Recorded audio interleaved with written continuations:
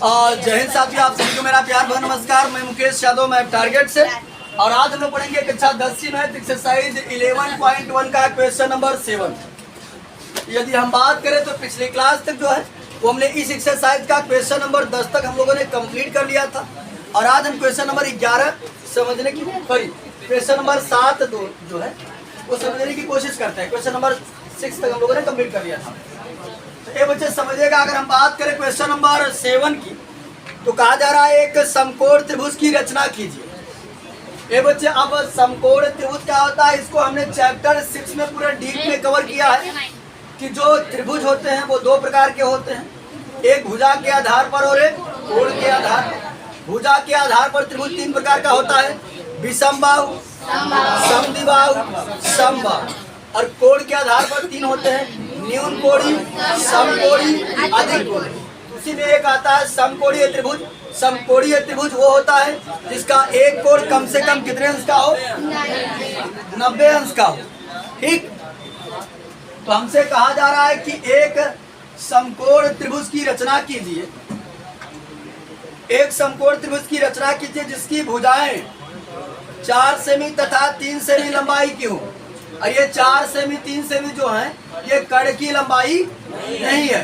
कर्ण को छोड़ करके दो भुजा जो और बचती हैं उनकी लंबाई हमको दे रहा है 4 और 3। ठीक, फिर एक अन्य त्रिभुज की रचना कीजिए जिसकी भुजाएं दिए हुए त्रिभुज की संगत भुजाओं की 5/3 गुनी हो। ठीक, उसके बाद क्या करना है, हमें जो है एक और त्रिभुज बनाना है जो इसी के सिमिलर हो और जिसकी भुजाएं दिए गए त्रिभुज की कई गुनी हो। ए बच्चे, एक भुजा हमको दे रहा है 4 सेमी और दूसरी भुजा हमको दे रहा है 3 सेमी। और कह रहा है ये आपको समकोण त्रिभुज बनाना है। इसका मतलब है कि वो छुपे में हमको कोण दे दिया है, कितना, 90 डिग्री। ये में अपने थोड़ा सा प्रेजेंट ऑफ माइंड का प्रयोग करना पड़ेगा कि जो समकोण त्रिभुज कह दिया है इसका मतलब है एक कोण 90 डिग्री का होगा। तो चलिए समझिएगा हम इसकी रचना कैसे करेंगे। चाहे आप 4 सेमी खींच लें, चाहे आप 3 सेमी खींच, कोई इशू नहीं। ठीक, आपकी इच्छा हो पहले 4 सेमी खींच लो या आपकी इच्छा हो पहले 3 सेमी खींच लो। बात सुनाई। तो हमने क्या काम किया, सर्वप्रथम 4 सेमी की एक रेखा खींचा और इसका नाम दे दिया हमने ए बी नाम दिया। अब समझिएगा ध्यान से, अगली भुजा हमको 3 सेमी खींचना है, लेकिन समझिएगा ध्यान से, 2 भुजा हमको केवल दिया गया है, एक कोण दिया गया है। तो अगली भुजा को अगर हम खींचना चाहें, चाहे इधर से खींच दें, इधर से खींच दें, कहीं से भी खींच दें, लेकिन तीसरी हमारी कंप्लीट नहीं हो पाएगी, है ना। तो समझिएगा ध्यान से, हमसे कहा गया था कि कोण कितने अंश का बनना चाहिए। तो हम इस ए पॉइंट पर 90 डिग्री का एंगल फॉर्म करेंगे। चाहे तो आप चांदा की सहायता से बना सकते हैं या गोला प्रकार की सहायता से बना सकते हैं। तो चांदा की सहायता से बनाना कोई कठिन कार्य नहीं है, वो नाप कर बना देंगे।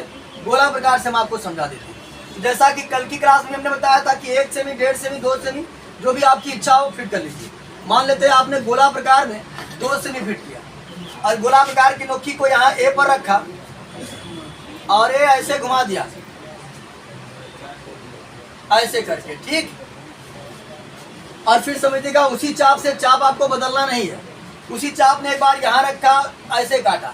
और कल की क्लास में हमने आपको ये भी डिस्कस किया था कि जब चाप पहली बार काटता है तो कितने अंश का कोण बनता है, 60 अंश। और हमें चाहिए कितना, तो फिर से जब यहाँ से दोबारा काटेंगे तो 60 60 120। और हमें चाहिए कितना, ये बच्चे समझिएगा, ये 60 हमारे पास है, ये है हमारे पास कम कितना पा रहा है, 30। हमने देखा इस 60 का आधा कर देंगे तो हो जाएगा 30। 30 ले आकर इसमें जोड़ दें। तो फिर हम क्या काम करेंगे, एक बार गोला प्रकार की नोकी को यहाँ पर और एक बार यहाँ पर रखकर ऐसे काटेंगे, ये एक दूसरे को कहीं न कहीं ऐसे काटेंगे। और जहाँ काटेंगे उसमें हम क्या काम करेंगे, स्केल की सहायता से ले आकर हम इसको मैच करा देंगे।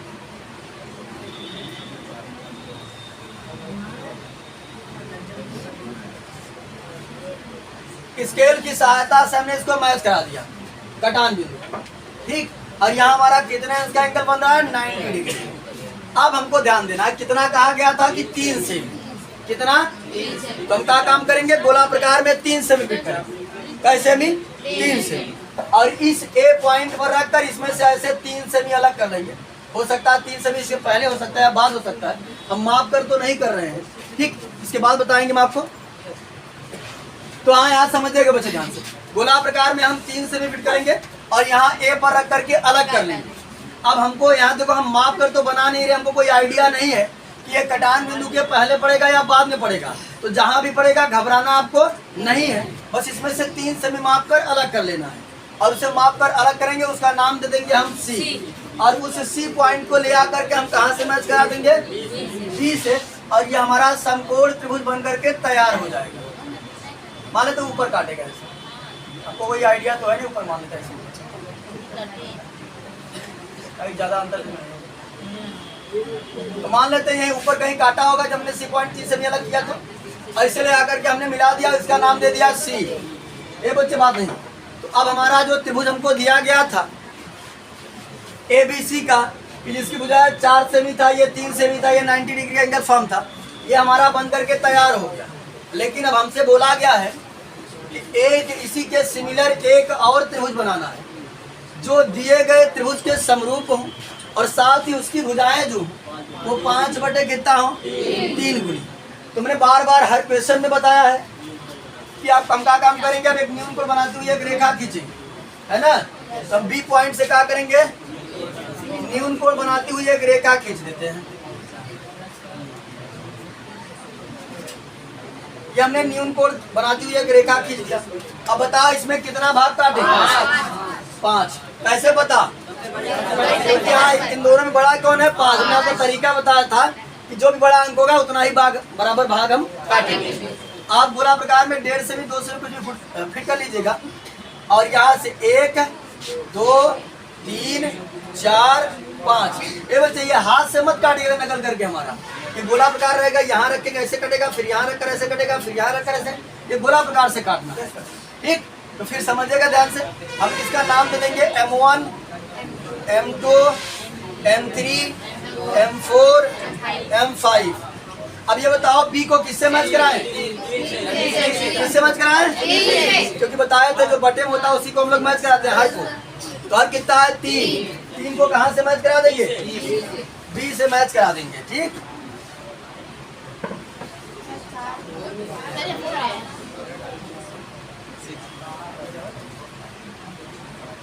ये 3 से हमने मैच करा दिया। ये बताओ ये त्रिभुज अंदर बनेगा कि बाहर, कैसे पता, अंश क्या है, बड़ा। जब अंश बड़ा होता तो त्रिभुज कहाँ बनता है, इसका मतलब इस रेखा को हमको और आगे तक एक्सटेंड करना पड़ेगा। तो हमने इसको और आगे तक बढ़ा लिया इस प्रकार से।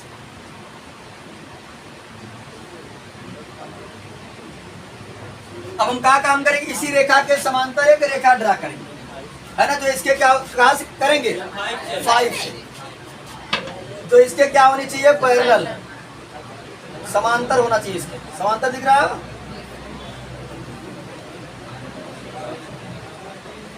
बात ना करो, नहीं तुरंत मार के बाहर भगाएंगे, बता दे रहे हैं, वक्त नहीं लगेगा।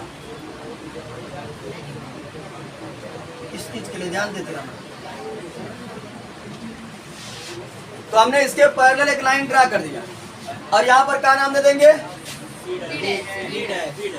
यहाँ पर मैं नाम दिया इसका बी डैश। और फिर अब यहाँ से इसके समांतर एक रेखा खींचेंगे, इसको थोड़ा सा हमको और आगे तक बढ़ाना पड़ेगा।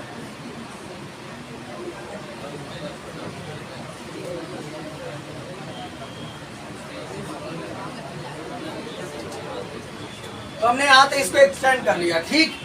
अब इसी के समांतर हम क्या काम करेंगे, एक बी डैश से इसके समांतर एक रेखा खींचेंगे हम।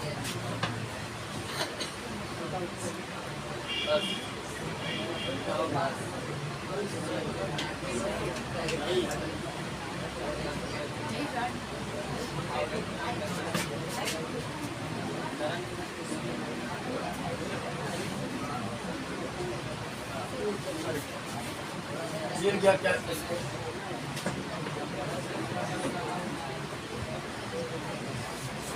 और हमने इसके समांतर एक रेखा खींच दिया, यहाँ का नाम देंगे सी डैश।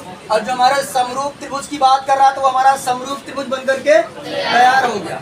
वो जो समरूप त्रिभुज बना उसका नाम बताइए, क्या नाम है, A B dash C dash, जिसकी भुजाएं दिए गए त्रिभुज की कई गुनी है? 5/3 गुनी है। तो चलिए रचना बोल दे रहे हैं, आप लोग लिख लीजिएगा। हालांकि लास्ट क्वेश्चन है, रचना आप धीरे धीरे सीख चुके हैं। तो बच्चे सबसे पहले हम क्या किए थे? 4 सेमी की एक रेखा खींचे था। लिखेंगे सर्वप्रथम 4 सेमी माप की एक रेखाखंड ए बी खींचा। समीक्षा चौरसिया। सर्वप्रथम 4 सेमी माप की एक रेखाखंड ए बी खींचा। उसके बाद क्या किया? एक दूसरा पॉइंट लिखेंगे, ए बी के प्रारंभिक बिंदु ए पर 90 अंश के कोण की रचना की। इसको आगे तक बढ़ाया तो हम लोग नाम दे देंगे वाई वगैरह, ठीक।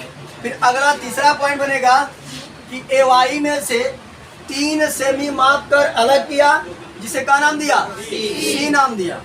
और सी को कहां से मिलाया? बी से। ये तीसरा पॉइंट। चौथा पॉइंट बन जाएगा, इस प्रकार त्रिभुज ए बी सी प्राप्त हुआ।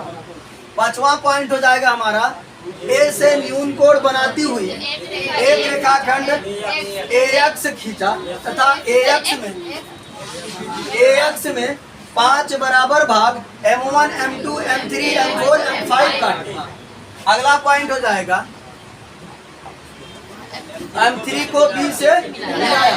अगला पॉइंट हो जाएगा, M3 B के समांतर M3 B के समांतर M5 B डैश खींचा।